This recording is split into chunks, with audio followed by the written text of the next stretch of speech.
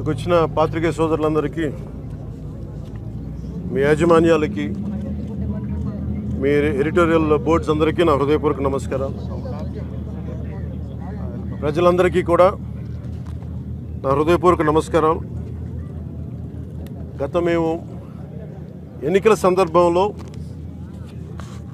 కాకినాడకు వచ్చినప్పుడు, లేదంటే 2019 నుంచి 24 వరకు మేము చేసిన ఈ పర్యటనలో కానీ హోప్ ఐలాండ్ ఆధారం చేసుకొని చాలా రైస్ స్మగ్లింగ్ జరుగుతుంది. అసలు హోప్ ఐలాండ్ ఎలా ఉంటుంది, ఏముంటుంది అని ఆ రోజు డ్రోన్ విజువల్ కూడా మేమే తీయించాం. ఆ రోజు మమ్మల్ని ఎవరు అలౌ చేయకపోయినా కానీ యువత, ఉత్సాహవంతమైన యువత వెళ్ళి డ్రోన్ విజువల్ మన మనోహర్ గారి ఆధ్వర్యంలో ముందు తీసుకెళ్ళి రిలీజ్ చేసాం, ప్రపంచాన్ని తెలియజేసాం. అలాగే ఎన్నికల సమయంలో కొండబాబు గారు కానీ, మనోహర్ గారు కానీ, మిగతా తూర్పుగోదావరి జిల్లా నాయకులందరం కూడా, రాష్ట్ర నాయకులందరూ కూడా, ఇది ఒక స్మగ్లింగ్ ఒక హబ్ అయిపోయింది, దీన్ని నిలువరించాలి ఇక్కడి నుంచి.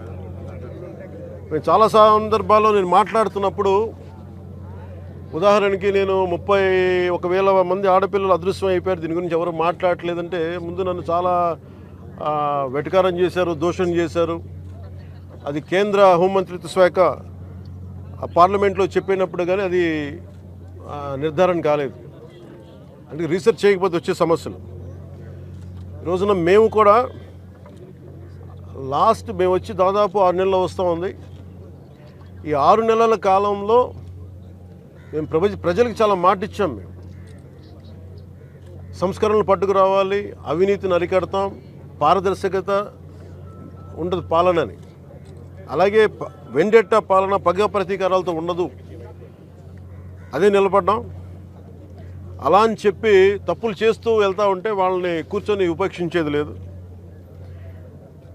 నాదెండ్ల మనోహర్ గారు సివిల్ సప్లైస్ మంత్రిగా వారు అనేక పర్యాలు ఆకస్మిక తనిఖీలు జరిపి దాదాపు ఇప్పటికీ 51,000 టన్నులు ఈ మనకి పబ్లిక్ డిస్ట్రిబ్యూషన్ సిస్టమ్ సంబంధించిన ఈ బియ్యాన్ని ఆయన పట్టుకోగలిగారు. దాదాపు 13 గోడౌన్స్లో. కొండబాబు గారు కొన్ని సంవత్సరాల నుంచి చెప్తా ఉన్నారు, ఈ స్మగ్లింగ్ అరికట్టాలి, అవినీతికి మయమైపోయింది కాకినాడ పోర్ట్ అని. దీని వెనక Kakinada port is become free for all అని చెప్పారు ఇందాక. ఇది ఎలా ఉందంటే ఇప్పుడు వెళ్ళి చూస్తే, దీనికి ఉదాహరణకి ఇక్కడ మీకు ఇన్ఫర్మేషన్ అంటే నేను just to be more authority, authentic I'm saying this అని మీకు ఇది కొంచెం చదివి చెప్తున్నాను. ఇది మీకు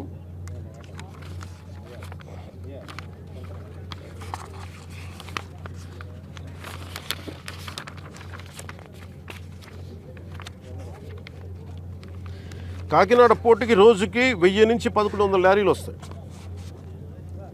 ఇది ప్రపంచంలో వివిధ ప్రాంతాలకి బియ్యం ఎగుమతి చేసే ఆ పోర్టులో చాలా కీలకమైనది. కానీ ఇంత పెద్ద పోర్టుకి ఇందాక ఈ వాళ్ళ సెక్యూరిటీ అధికారిని అడుగుతూ ఉన్నాను, ఎంతమంది ఉన్నారు మీ దగ్గర అంటే, 1000 నుంచి 1100 లారీలు వెళ్ళే ఈ పోర్టుకి 16 మంది సెక్యూరిటీ. లారీకి ఎంతమంది ఉన్నారు మీరు అర్థం చేసుకోండి.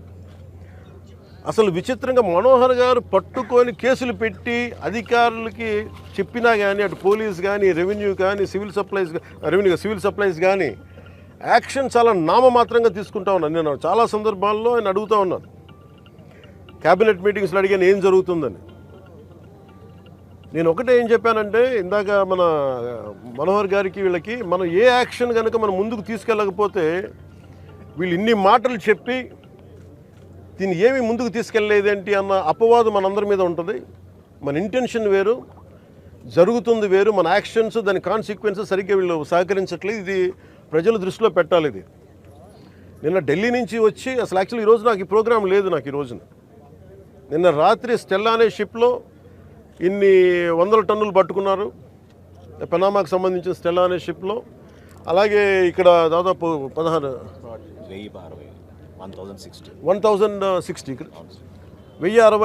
మెట్రిక్ టన్నులు ఇక్కడ పట్టుకున్నారు.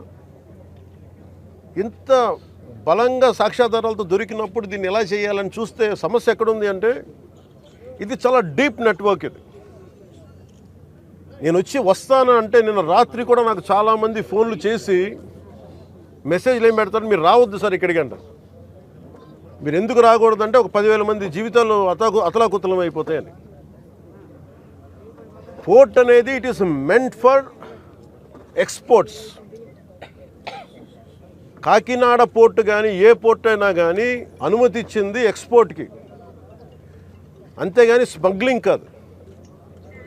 స్మగ్లింగ్ మీద చేసే విధానంలో కూర్చోబెట్టి దానికి పర్మిషన్, దానికి లైసెన్స్ ఇవ్వాల. లీగల్గా ఎక్స్పోర్ట్కి మాత్రమే ఇక్కడ పర్మిషన్ ఇచ్చారు దీనికి. కానీ వస్తే 10,000 మంది జీవితాలు అతలాకుతలం అయిపోతాయి అంటే నాకు ఒకటే అనిపించింది. ఇందాక లోపలికి వెళ్ళి కూర్చుంటే నన్ను ఎంత సహకారం లేదంటే నాకే, as a deputy chief minister of Andhra Pradesh నాకే సహకరించాల. ఇక్కడున్న ఈ ఏమో పోర్ట్ అధికారులు, షిప్ అక్కడ స్టెల్లా అనే షిప్ ఉంది, పైకి ఎక్కాలి. దాన్ని ఒక దాదాపు 6 కంపార్ట్మెంట్స్లో దాన్ని ఏముంటుందని 6 కంపార్ట్మెంట్స్ 3 కంపార్ట్మెంట్స్ ఇది ఉంది. దాన్ని సీజ్ చేసి అక్కడ ఆఫ్ చేసాం. లోపలికి వెళ్ళి చెక్ చేద్దామంటే ఈ అనుకూలంగా లేదు మీకు పైకి ఎక్కడానికి అని చెప్పి అక్కడే తిప్పుతున్నాను నన్ను. ఇంత ఆబ్వియస్గా నాలాంటి వాడికి ఇంత ఆబ్వియస్గా అందరూ చూస్తుండగా, అంటే దీని వెనక ఎంత డీప్ రూటెడ్ నెట్వర్క్ పనిచేస్తాం మీ అందరికీ అర్థం. కొండబాబు గారు కూడా అదే చెప్తా ఉన్నారు.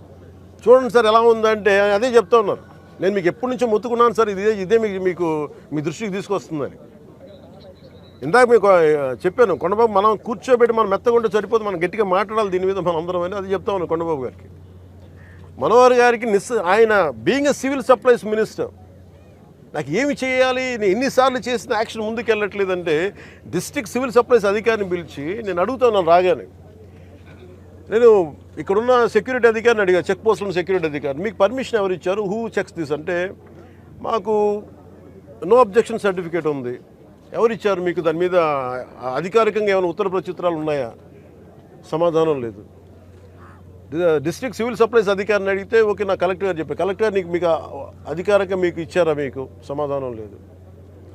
ఇవన్నీ చూస్తుంటే ఇది ఏమైపోయిందంటే బాగా చాలా డీప్ ఇంట్రికేట్ నెట్వర్క్ లాగా ఉంది. మన రాష్ట్రం మీరు చూస్తే 25,000 టన్నుల heroin South America that from Colombia నుంచి వైజాగ్ పోర్ట్లో దొరికింది. వైజాగ్ పోర్ట్లో ఇది గంజాయికి అడ్డా అయిపోయింది ఆంధ్రప్రదేశ్. నేను లోపలికి వెళ్ళి మాట్లాడి పైకి ఎక్కాలి అంటే తిప్పుతున్నారు, అక్కడే తిప్పుతున్నారు, వెళ్ళనివ్వట్ల. నాకు ఎంత ఆశ్చర్యం అనిపించిందంటే నేను వెళ్ళి కూర్చొని మాట్లాడుతూ ఉంటే మీకు చెప్పా you will have consequences for this అని చెప్పి. నేను మీకు తర్వాత వీడియోస్ కూడా మీకు రిలీజ్ చేస్తాను. లేదు సార్ మీకు రఫ్ సీ ఉంది మీరు వెళ్ళటానికి లేదంటే, నేను చెన్నై నుంచి వచ్చాను, నేను రఫ్ సీస్ నాకు నా ఫ్రెండ్స్ సీమెన్స్ చాలామంది ఉండేవాళ్ళు, చాలామంది స్నేహితులు నాకు మద్రాస్ పోర్ట్లో పనిచేసేవాళ్ళు. ఎప్పుడు సరదాగా తీసుకెళ్తే అలలు పడవలోకి వచ్చి మనకి టగ్ బోట్స్లోకి వచ్చి ఇంకా ఇలాంటి బోట్లోకి వచ్చి కొట్టే సమయంలో నన్ను తీసుకెళ్ళేవాళ్ళు సీమెన్. నాకు చాలా ఆశ్చర్యం అనిపించింది.